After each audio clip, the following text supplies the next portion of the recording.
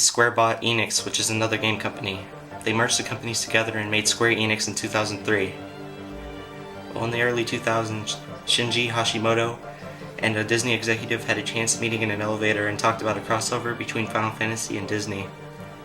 This meeting let him pitch the idea to Disney directly. Disney accepted the pitch and development started with Tetsuya Nomura as director and Hashimoto as producer. Nomura originally wanted the IP to be called Kingdom and wanted Heart to be an essential part of the story. In the end, he decided to combine the two into Kingdom Hearts. The story is basically a kid named Sora who has his friends Riku and Kairi taken from him and goes on a journey to find them. He gets help from Donald and Goofy, who are on a separate journey to find King Mickey, who disappeared. You travel to different Disney worlds and fight the Heartless, who are the darkness inside people's hearts taking a physical form. In the game, Sora is chosen by the Keyblade, a weapon with the power to destroy the darkness and seal the keyholes that let the darkness flow into the different worlds. This game is very unique with its gameplay, as action RPGs weren't very common and not in this style.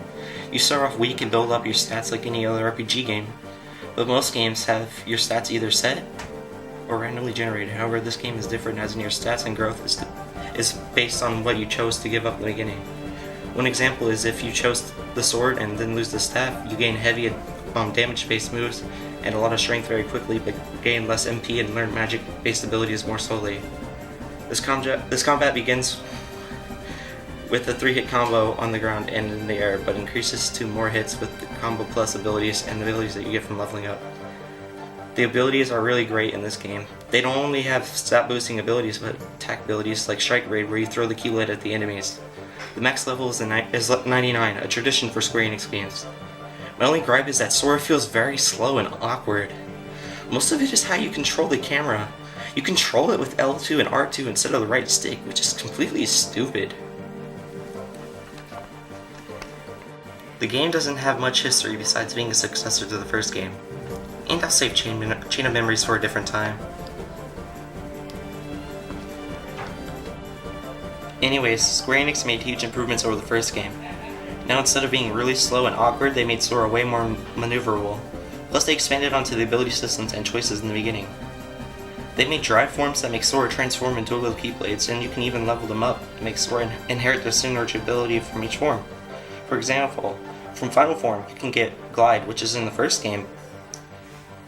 One thing that is pointless but awesome is first person mode, where you can run around and fight in first person. They had it in the first game, but you couldn't move. And there's one really important part: you play as another character in the beginning. You play as Roxas, which is Sora's nobody. Nobodies are what the empty shell of a person who lost their heart and darkness turns into. Spoiler warning: if you don't want a spoiler, then leave now. In the first game, Sora sacrifices himself to save Kairi by stabbing himself in the chest. Anyways, some worlds from the first game appear in this game, like Halloween Town.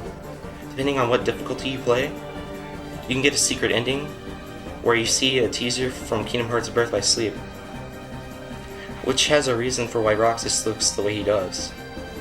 Lastly, they made remakes for Kingdom Hearts 1 and 2 that fix everything and add bonus content, like a new drive form, and Sora is not so crappy to control in the first game anymore. They made it to where the right stick controls the camera in KH1. Hold up, there's one thing that bothers me.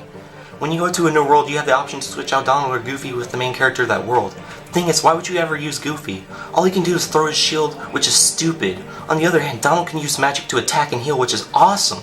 Goofy can't even heal without items. The bottom line is, don't use Goofy because he's completely useless. Keep him at level 1. Oh wait, you can't, because no matter what you do, he always gets XP for doing absolutely nothing. Fine, but still never use him. It's the same for both games. He is completely useless in every way possible. Don't even use him. Only use him when you're forced to. Final Fantasy 15.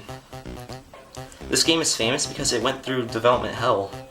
It was announced as Final Fantasy 13 Versus and set to release the next year. However, it kept getting delayed in trailer after trailer, and still no game for almost 10 years.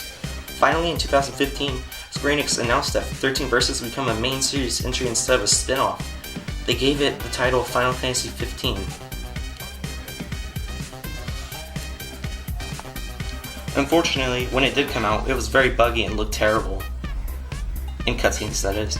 They released a day one patch that fixed everything, and it was 7 gigabytes, which is huge! Okay, enough about the development and release time. Time for the actual gameplay.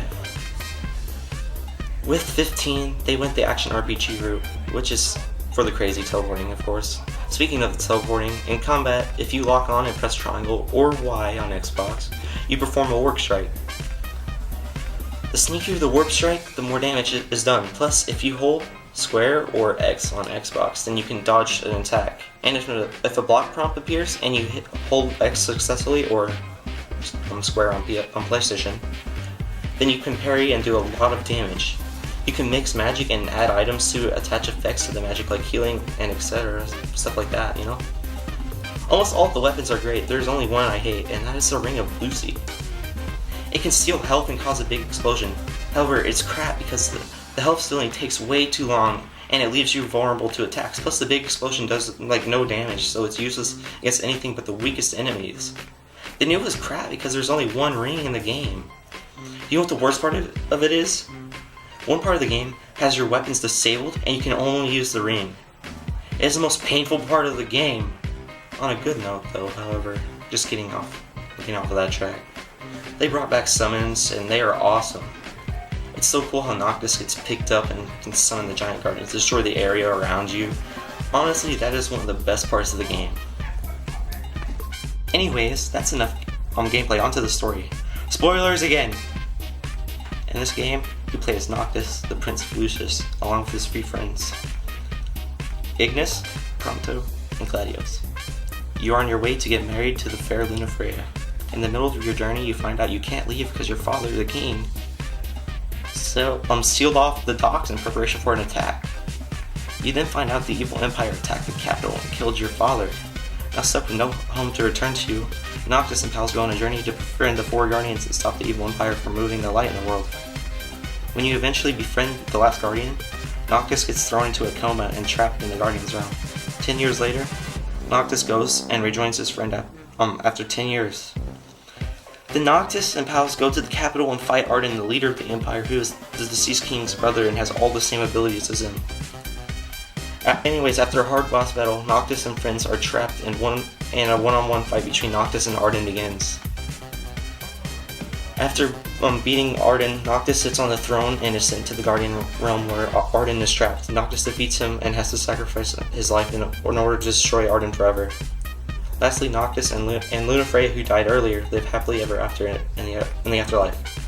This ending is very sad, because Noctis' friends finally see him again after 10 years just to lose him again.